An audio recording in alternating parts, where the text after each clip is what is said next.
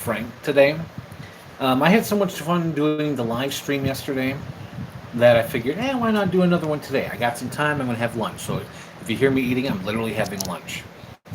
So, just a little thing I wanted to bring up today is my friend Stuart does a whole thing about 101 movies that you should watch.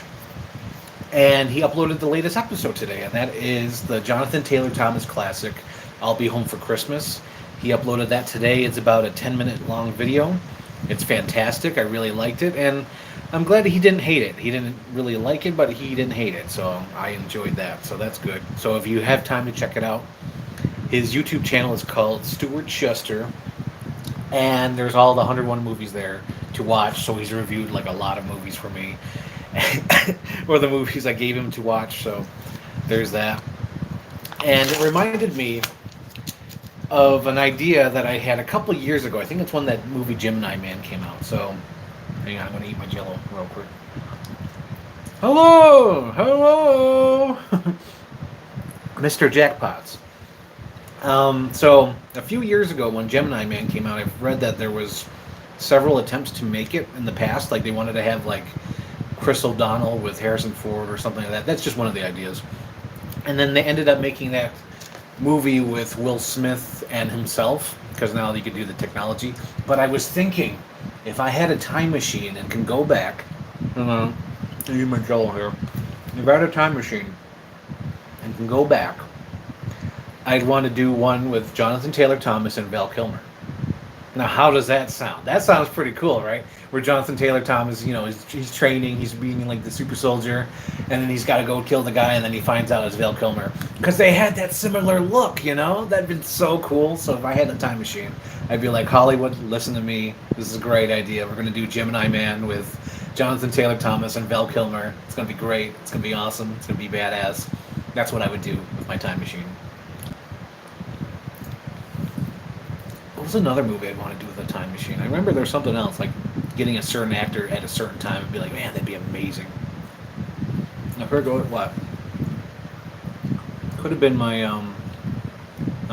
Batman thing. It would be Val goes to kill and finds out Jonathan though. Yeah, no. You gotta have the kid. You gotta have the kid. You find out it's a man. The Jello went on the wrong tube. That's hilarious. Oh my god. Yeah. Dying. That's hilarious. Oh my god. Oh. So, doing a stream while eating is not a good idea. Oh my god, that's hilarious. Oh my god. Okay. I'm back. Yeah, I'm good. But yeah, I think I would do it the reverse way, but I see what you mean, because it would have to be the kid trying to, find out it's his younger self. I don't know. I think it'd be cooler if it was he finds out it's the old man, right? Because in the beginning, you'd have like the fish out of water where the guy's training, kid. I don't know. But it could be the old man finding out the young assassin. I would do it the other way. Let's see. What else can I talk about without choking on my Jello? That's hilarious. Oh my lord. So, what are we on? What Let It Go wasn't written for Frozen. Marvel What If scenario. I don't know what that means. Honestly, I thought the way out there was no, but I'm not sure. I never saw it. LOL. Yeah, I never saw Gemini Man. I didn't care to see it. It just seemed like a Will Smith ego project. Okay, now, so this is a little rant I can go on. This is a little good topic to go on. I feel like Will Smith's career has totally been driven by ego. And that's why I've never been interested in his movies. And the movies that I do like of his, Independence Day, Men in Black, those work because of the people around him.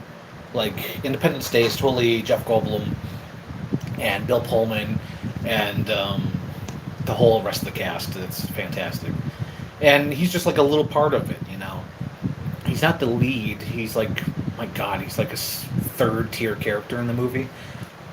And then there's also Men in Black, but that's mostly a Tommy Lee Jones performance, in my opinion. I know people are like, oh, it's the Will Smith movie. It's like, yeah, kind of, but I feel like it's more of a Tommy Lee Jones sort of thing, like him kind of, doing his shtick.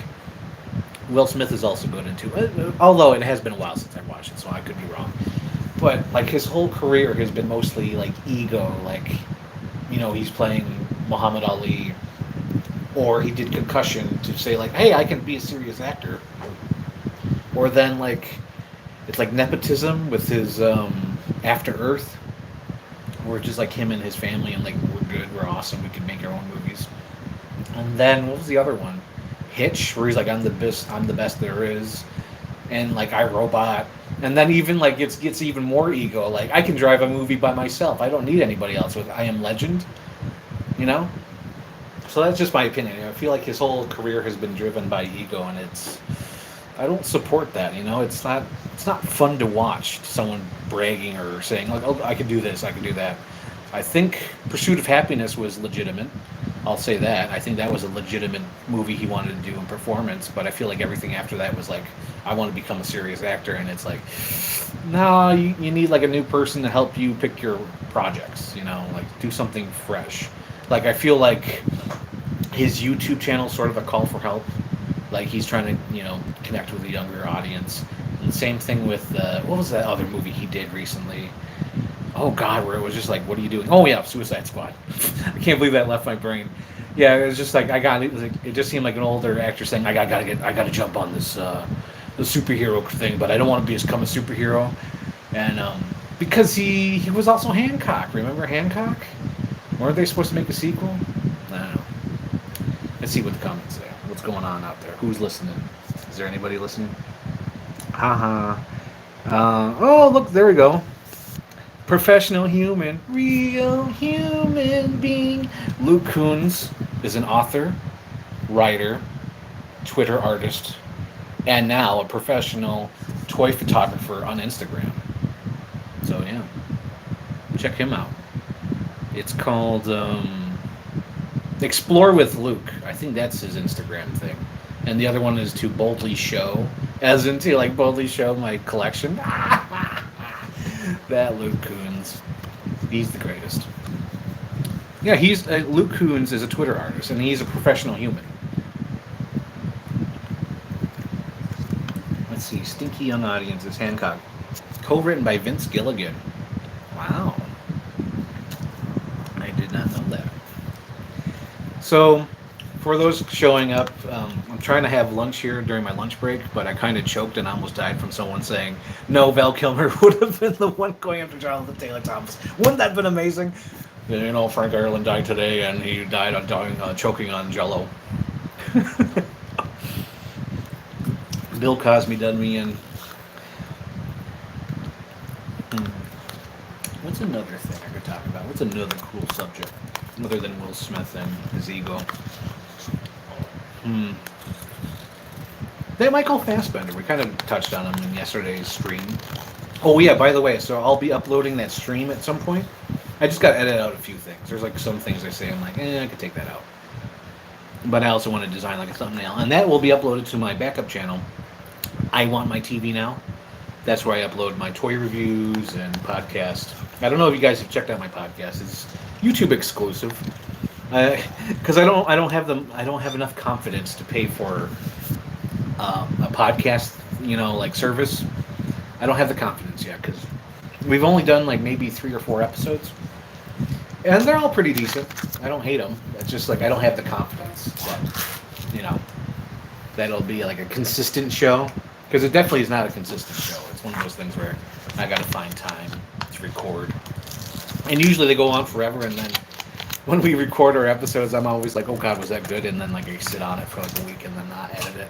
I'm terrible at that stuff. So check out I Want My TV Now. There's several toy reviews there. I'm really proud of my Universal Monster toy review. I did a lot of research, even though there's some snafus in there. I think I pronounced one of the toys wrong. Someone got after me in the comments of that. They're like, you pronounced the toy's name wrong. I'm like, well, I didn't look into the toy that much to see how it was pronounced. So there's that. And then check out the pilot podcast. The first one is how we talk about like the pandemic and what we've been listening to, podcasts, movies, things like that. Episode 2, I believe, is Last Action Hero. That we go in depth. That's almost like a commentary track. So I highly suggest The Last Action Hero. And then there's a third episode. We did Constantine. That one I felt was a little bit weak, but it did work. It was a good episode. And then the fourth episode was most recent, where we just spitball. We just talk back and forth, sort of like this, where we just went topic to topic. So I think that was good. Let's see what you guys think. Oh, Professional Human. I liked your podcast. Oh, thank you, Professional Human. See, he's a professional human. He gives compliments. So anyway, you should also check out Luke Coons. He is amazing. He did he wrote something for like a podcast. I'm sorry, Luke, I didn't listen to it. But there's like some Blackbeard thing that you made about a podcast, and it turned out pretty good. I think it got like a lot of views or something like that. It was great. Luke, I know you're laughing. Listen, I'm a simpleton. I just listen to Billy Burr and watch Red Letter Media. That's all I do. It's called Short History of. Yeah, this will be my prompt. Just type it up, Luke, and I'll read it. I'll sound professional. Okay, so what's another thing I could touch on? Oh yeah, I got the Zack Snyder cut yesterday. I got that in the mail.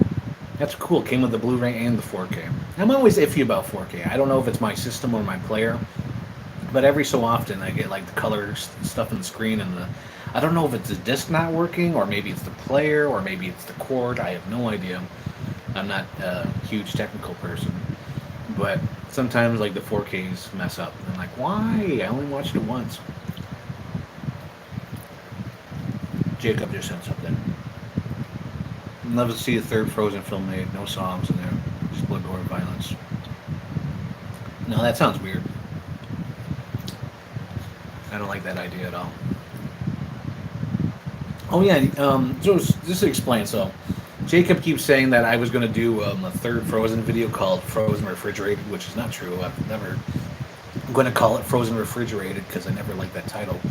My original idea for a third Frozen YouTube poop was going to be called Frozen Unthawed Rises, just to make fun of Christopher Nolan, how he called The Dark Knight Rises. You know, how you use the title of the one that made the most money and then you just add rises to it. That's what I was going to do with Frozen. And that one was supposed to be about the short, or you call it Frozen Fever. This is way before Frozen 2 and stuff like that. But yeah, I did see Frozen 2 and I did have some ideas, but it just felt like, I don't know. It's just past me. It's past my time. I can't do YouTube poops anymore. Nolan, hack fraud. Yeah, I'm just not into making those kind of videos anymore.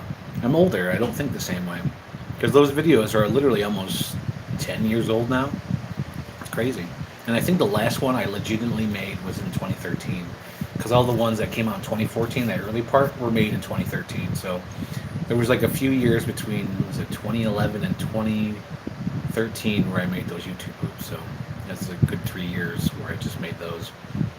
Don't get me started on Frozen 2. Yeah, Frozen 2 is like, it totally backpedaled. Where it's like, no, Elsa needs to be by herself. Yeah. Although I did cry when Olaf died, like an idiot. I still liked it. Although I thought it was weird for the release date. It's basically about like taking the land from the indigenous people and then, taking credit for it, like revising history. And like, you released this movie on Thanksgiving with that plotline? That's pretty bold. See how long we've been going? 13 minutes. Okay. When we hit the 30-minute mark, I'll probably leave. This is just my lunch break. Lunch break with Frank. You're tuning into Lunch Break with Frank on Chief Brody Rules channel. I'm working as I'm listening to this. Exactly. I'm working on it. So right now I'm on the middle of my lunch break because I got to go to work on something at like 1 o'clock. So it's easier just to have lunch way before then. Oh yeah, Luke, the reason why I keep saying with Luke whenever I see your stuff is because that Explorer is totally not visible or readable. It just says with Luke, so I'm always like, with Luke! Because it cracks me up, because you can't see Explorer. It's basically invisible. So, I don't know if you need to make that bolder or whatnot, but that's why I always say, with Luke! And I don't know if you understand. I just feel like you're like, oh yeah, he's with me. I'm like, nah, I'm talking about your logo, man. Your watermark. So I said, Jay, just make it bolder. It's true. No, I got it. Okay, you got it. Okay, good. Because there's some people out there who just like don't get inside jokes or whatever, or what I mean. God, I remember with someone. Oh yeah, I should talk about that. That's a little funny story. So someone on Twitter like got after me because I said something about DC, and they were like, "Well, Marvel's beating them." I'm like, I didn't even mention Marvel. It has nothing to do with what I'm talking about. He says, "Yeah, it has everything to do with it." And then he like totally got angry with me, and then blocked me, and I was just like, "What the hell was that?" It literally felt like that scene from the movie Ghost, where that ghost is teaching Patrick Swayze, and then the ghost has like, because he's mentally disabled, he's like, "Who are you talking to, dude? Stop talking to me!" And like jumps off the train. That's exactly what happened between me and that Twitter user. I was like, I didn't even say anything. I didn't even mention Marvel. It has nothing to do with what I was talking about. It was just like a wider idea. And then he's like, "Why do you follow me? Why am I following you? Stop it! You're blocked." Totally insanity. Is like, what's wrong with you? So something was definitely wrong with that fellow. And it didn't make sense to me why he blocked me and whatnot. I'm sure some people kind of remember that. Let me see the comments. What's going on here? No, it's true. I got it. I love inside jokes. Someday. Oh my God, Luke, nerd, quoting The Office. Oh my God. I remember at the time when The Office was on, it was like so cool. Like, hey, have you seen this like cult show called The Office? It's like something really cool. It's like I just seen it the other day, and I didn't start watching until like they were showing reruns of season 2. And my first episode was The Office Olympics. I'm like, oh my God, the show's so great. And then after a while, the show sort of got too big for its britches. Like it's having like freaking James Spader joining the show. Like that's crazy. Like a big star like that, and Jim Carrey, Will Ferrell, Idris Elba. Yeah, it just got huge. But now it's sort of like a nerd show. Not nerd like I'm going to shove you in a locker, but like comedy nerd kind of thing. Sort of like a good example of comedy nerd stuff would be like oh God, Monty Python. Like spam or what is your name, elderberry? Like to me, that's like comedy nerd stuff, or it's just like ooh, that's its own. It's like Britain are suddenly getting into it and much. Oh my God! So it's like the movie in The Social Network. You have Facebook in America? Do you have The Office from America? Thank you, Luke. So you guys are finally getting into the U.S. Office. Meanwhile, it's been through 10 seasons and off the air for like 5 years over here. Let's see what Jacob's saying. Stranger Kaiju starring Millie Brown. Nope, not doing it. Not doing it. Britons. So, Luke, what are you working on? Let's promote your stuff. Again, so you see in the comments here, Luke Coons is a professional human, Twitter artist, Instagram artist, all around Renaissance man. They are snobs here, devoted to Ricky's version. Ricky, oh my God, Ricky Gervais. Well, that's a guy that's hit or miss for me. Like, some things are funny and some things I'm like, yeah, you're just mean.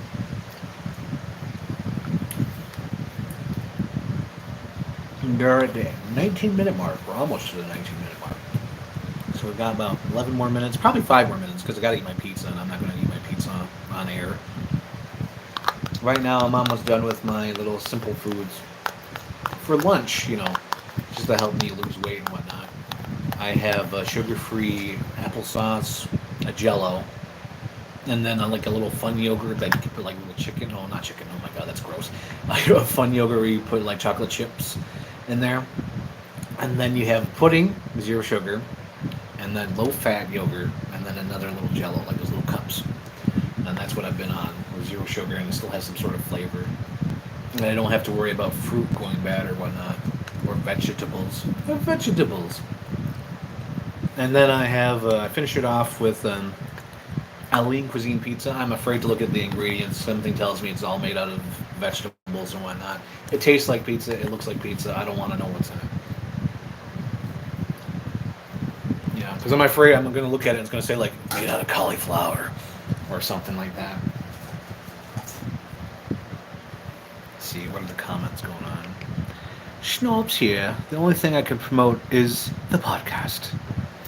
Oh, Luke Coons. Luke Coons is my favorite. Just because whenever he talks about movies, it's usually complaining. Even though I know he does like movies, it's always like, well, they're doing this again. I was like, yeah, Luke, but it's not for you. You know, it's not for us. It's like that 2016 Ghostbusters movie. It's like it's not for us. It's not for us. Just don't watch it. It's not for us. And like he was saying, like that Matrix movie, blah blah blah. I'm like, Luke, nobody likes the Matrix past the first one. There are a handful, you know, like Phil Dragish. He'll die on the hill with the Matrix. Like I feel like he'll be plugged into the Matrix when he goes. He'll become a lithium battery, just like Neo, because he loves the Matrix so much. But like, yeah, no, like the Matrix. I feel like, oh yeah, let's go on a rant about the Matrix. So this morning they released the Matrix trailer, and it's like 2 minutes and 58 seconds, and I was like, whoa, no way, you know, at first, but of course I watched it.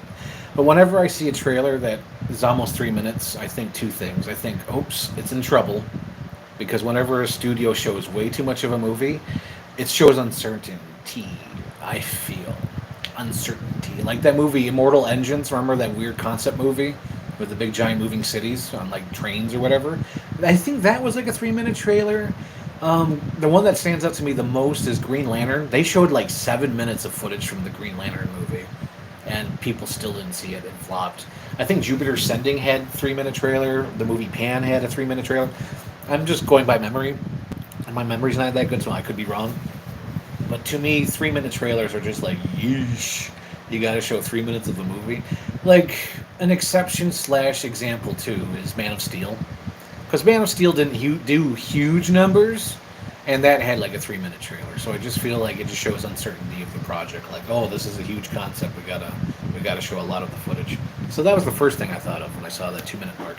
And then after watching the trailer, I was like, oh no, no. So my theory is the reason why the first Matrix works is because it had guidance. It had people saying, well, you can't do this. We got this much money. No, I could negotiate this, but we can't do that. We got to cut that sequence out. Or can we do this? But can we do it practical? You know, we can't use CGI for this. It's going to cost a lot of money. So that was my idea of how the first Matrix, you know, was successful, because they found out how to, you know, work with their boundaries, work with their limits. And I feel like with Matrix Reloaded, Matrix Resolutions, Matrix Resurrection, the new one, it just looks like a blank check movie where they're like, "We'll give you whatever you want. Okay, you're fighting for that. We'll just give you that." You know, and it's just a bummer. It's just a bummer. They're fighting too much, you know, or you know, they're adding too much to the movie. And meanwhile, if they were limited and were told like you have to stay with these boundaries, I think it would be a very good movie. There's several directors where I think that, you know, in their prime when they were limited, they were really good. Like to me, Michael Bay. Michael Bay is another huge example of like back in the '90s, he had Jerry Bruckheimer, you know, holding him in, like with The Rock, Armageddon, silly movies, granted, you know, but he was like wrangled in, even with like Pearl Harbor. Silly, I haven't seen it yet. I don't know. I have nothing to say about it, but you know, he was wrangled in.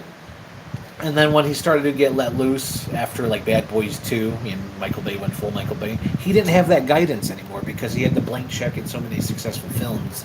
He didn't need that guidance anymore. I just feel like some directors need that guidance. You know, they need to be thirsty still. They need to be hungry. You know, they have to earn, you know, become a good movie or whatever. That sort of happened with Zack Snyder, where like he had so many successful comic book movies, and they gave him a blank check for Justice League, and the studio got scared, even though Justice League would have been miles ahead of the Marvel Universe if they had released Justice League and didn't get cold feet. Like if they released that movie the same year with like Black Panther and what was the other one? Infinity War? It'd be like, whoa, man. Like they were doing like Lord of the Rings type stuff with the storytelling in this Zack Snyder movie, the Snyder Cut, and I thought it was so cool. Of course, it would have been shorter, but if they're releasing movies like Fast and Furious, where it's like 2.5 hours or almost 3 hours, it's like, why didn't they do that for, you know, Justice League? It doesn't make sense to me. And that's that Justice League rant right there. I originally talked about Justice League in our pilot podcast, but I cut that section out. Let's see what else we got home. So Franklin, any new toys bought lately? Luke, have you not seen my toy page or my Instagram? I post all my toys there. Like literally, if I buy them, I post them there. So I'm not going to talk about that here. Let's see. 2016 wasn't for anyone. Phil, he so will.